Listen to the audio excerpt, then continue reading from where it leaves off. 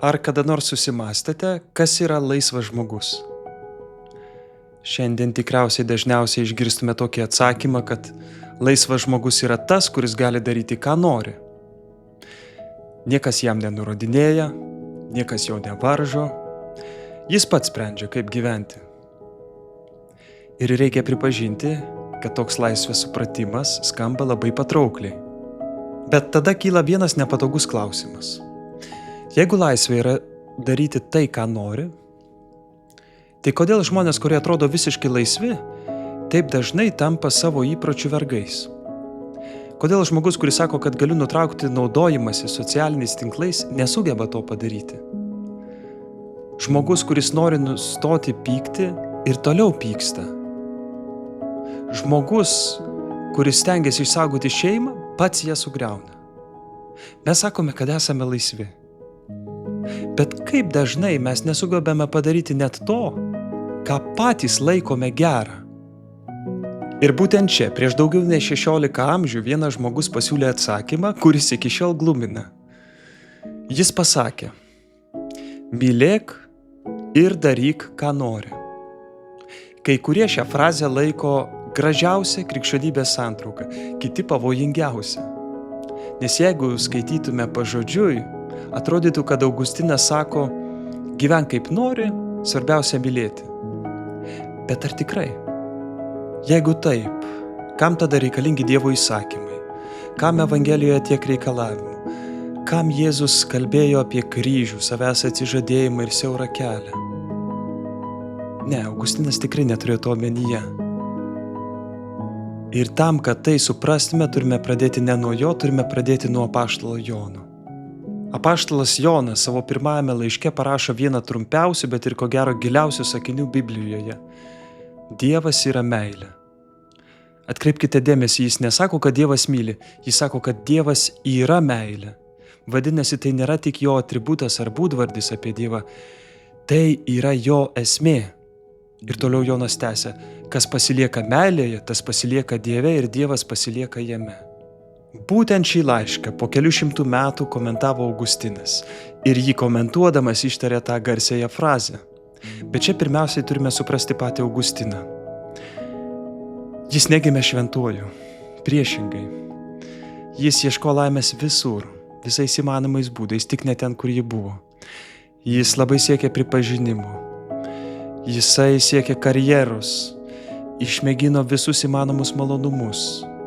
Ieškojo išminties įvairiose filosofijos mokyklose. Ir tik daug vėliau suprato, kad tikroji problema yra ne tai, kad žmogus nežino, kas yra gera, bet tikroji problema yra ta, kad žmogus ne visada myli tai, kas gera. Štai kodėl viena garsiausių jo maldų skamba taip žmogiškai: viešpatie, duok man skaistumą ir susivaldymą, bet dar ne dabar. Ir šitoje maldoje telpa visa žmogaus drama. Mes norime gėrio, bet kartu nenorime atsisakyti to, kas mus traukia. Ir Augustinas labai gerai pažino šią kovą iš vidaus. Ir vieną dieną jisai suprato tai, kas pakeitė visą jo gyvenimą. Žmogų valdo ne tai, ką jis žino, bet žmogų valdo tai, ką jis myli. Ir tik tada Augustinas parašo savo garsų įsakinį. Tik problema yra ta, kad mes dažniausiai cituojame jo pradžią. O štai ką iš tiesų norėjo pasakyti Augustinas. Mylėk ir daryk, ką nori. Jei tyli, tylėk iš meilės. Jei kalbi, kalbėk iš meilės. Jei taisai, taisyk iš meilės. Jei atleidi, atleisk iš meilės. Tegul tavo širdyje būna meilės šaknis. Iš šio šaknies negali išaugti nieko, kas nebūtų gera. Ar pastebėjote? Pagrindinė mintis nėra daryk, ką nori. Pagrindinė mintis yra tegul tavo širdyje būna meilės šaknis. Tad Augustinas kalba ne apie elgesį, jis kalba apie žmogaus širdį. Jeigu medis serga, neužtenka ant šakų prikabinti gražių vaisių. Reikia gydyti šaknis. Ir lygiai taip pat yra su žmogumi. Mes labai dažnai bandom keisti savo elgesį. Mažiau pykti, mažiau pavydėti, mažiau meluoti. Bet Augustinas sako, kad problema glūdi ne šakose, problema glūdi šaknyse. Jeigu širdį valdo puikybė, anksčiau ar vėliau tai išryškės ir darbuose. Jeigu širdį valdo godumas, jis pasireikš sprendimuose. Jeigu širdį valdo baimė, ji valdys visą žmogaus gyvenimą. Ir Augustinas sako, reikia keisti pirmiausiai ne savo elgesį, reikia pirmiausiai keisti savo širdį. Ir štai čia Augustinas pateikia pavyzdį. Jis sako, įsivaizduokite du žmonės. Vienas baudžia, o kitas glosto, giria. Ir jeigu žiūrėtume iš išorės į jų veiksmus, mums atrodytų geras tasai, kuris glosto ir giria. Bet Augustinas sako, palaukite. Tėvas drausmina sūnų, nes jį myli. O prekeivis vergais glosto ir giria vergą, kad galėtų dar labiau jį išnaudoti. Augustinas nori pasakyti, kad vien pažvelgę į veiksmą negalime žinoti, ar jis yra geras. Nes tas pats veiksmas gali kilti iš visiškai skirtingų širdžių. Na, pavyzdžiui, žmogus pasako pastabą kitam, nes jį myli. O kitas pasako lygiai tą pačią pastabą, nes nori pažeminti. Arba žmogus atleidžia kitam, nes jį myli. O kitas atleidžia kitam, nes jam tiesiog nerūpi. Išoriškai veiksmai gali atrodyti vienodi, tačiau jų šaknis visiškai skirtinga. Ir čia, man atrodo, slypi viena gražiausių Augustino minčių. Kad Dievas žiūri ne į tai, ką mes darome, bet jis žvelgia į tai, su kokia širdimi mes kažką darome. Staiga visai kitaip pradedi skaityti Evangeliją. Kodėl Jėzus verkia prie Lozoriaus kapo? Nes myli. Kodėl jis atleidžia svetimautojai? Nes myli. Bet kodėl tai pačiai moteriai sako, eik ir daugiau nebenusidėk? Nes myli. Kodėl jis Petrui sako, eik šalin šėtone? Nes myli. Kodėl prekiautojus išvaro iš šventyklos? Ne todėl, kad prarado savitvardą, bet todėl, kad myli savo tėvą ir myli žmonės, kurie šventyklą pavertė turgumi. Štai kodėl Evangelijoje meilė niekados nėra nuolaidžiavimas. Ji visada siekia tikrojo žmogaus gėrio. Net tada, kai tas gėris yra skausmingas. Ir dabar lieka vienas paskutinis klausimas, gal net pats svarbiausias. Jeigu visa tai tiesa, tai kaip Augustinas vis tiek gali sakyti, daryk, ką nori? Argi norai dažnai mūsų neapgauna? Argi ne dėl jų priimame blogus sprendimus? Argi ne dėl tų norų įskaudiname kitus žmonės? Čia slypi visas Augustino genialumas. Jis kalba ne apie žmogų, kurio širdis liko tokia pati. Jis kalba apie žmogų, kurio širdį pakeitė meilė. Leiskite paaiškinti. Pagalvokite apie pianistą. Jis atsisėda prie fortepijono ir pradeda groti. Atrodo, kad visiškai laisvai. Jis improvizuoja, kuria.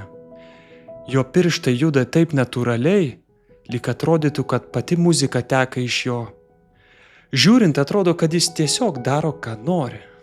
Bet paklauskime, ar jis tapo toks laisvas todėl, kad ignoravo muzikos taisykles? Ne, priešingai. Jis tapo laisvas šiame grožyje todėl, kad metų metus mokėsi tų taisyklių.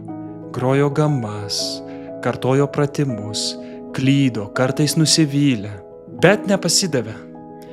Ir vieną dieną taisyklės tiesiog suaugo su jo prigimtimi. Dabar jis nebegalvoja apie kiekvieną natą. Jis tiesiog groja, ne todėl, kad taisyklės būtų išnykusios, o todėl, kad jos tapo jo dalimi. Ir pagaliau, štai čia atsiveria Augustino mintis. Jis nesako, jeigu myli, gali daryti, ką nori. Jis sako, leisk meiliai tai perkeisti tavo širdį, kad tu tiesiog nenorėtum blogio. Ir tuomet daryk, ką nori. Nes tavo norai ir troškimai jau bus pasikeitę. Tai nėra tik Augustino mintis. Tai pati Evangelijos širdis. Jėzus nesako, aš atėjau duoti jums daugiau taisyklių. Jis sako, aš atėjau, kad jūs turėtumėte gyvenimą, kad apsčiai jo turėtumėte. O per pranašą Ezekielį Dievas pažada, duosiu jums naują širdį ir įdėsiu jūs naują dvasią. Atkreipkite dėmesį. Dievas nežada tik geresnio elgesio, kad pavyks būti geresniam. Jis pažada naują širdį. Štai kodėl krikščionybė nėra vien moralės kodeksas. Ji nėra vien draudimų sąrašas. Ji yra žmogaus perkeitimas. Kai pasikeičia širdis, pasikeičia norai. Kai pasikeičia norai, pasikeičia darbai. Todėl Augustinas gali drąsiai pasakyti, mylėk ir daryk, ką nori. Ne todėl, kad viskas leidžiama, bet todėl, kad žmogus, kurį perkeitė meilė, nebenori to, kas naikina. Gal todėl šiandien taip dažnai nesuprantame šios frazės. Mes girdime tik antrąją jos pusę, daryk, ką nori. O Augustinas pirmiausiai sako, mylėk. Ir ne bet kaip. Mylėk taip, kaip myli Dievas. Meilė, kuri ieško nepatogumo, nepripažinimo, nepopuliarumo, bet tikrojo žmogaus gėrio. Net jei dėl to kartais reikia pasakyti ne. Net jei tenka pataisyti. Net jei tenka išgirsti tiesą apie save.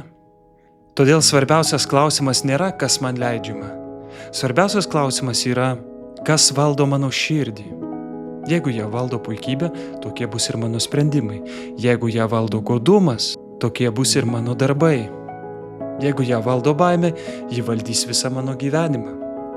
Bet jeigu ją valdo meilė, tai kaip sako Augustinas, iš tokios šaknies negali išaugti nieko, kas nebūtų gera. Ir štai tada jo garsieji žodžiai atsiskleidžia visų grožiu. Tai nėra kvietimas gyventi be taisyklių, tai nėra kvietimas daryti tai, kas šauna į galvą. Tai yra kvietimas leisti Dievui tai perkeisti tavo širdį, kad gėris taptų toks pat natūralus, kaip meistriškam muzikantui natūralu groti tobulai. Ir tada tu iš tikrųjų būsi laisvas, nes tikroji laisvė nėra galėjimas pasirinkti bet ką.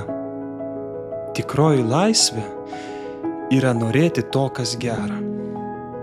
Čia buvo Šventas reikalas ir aš kunigas Gabrielius Satkauskas. Iki susimatymo.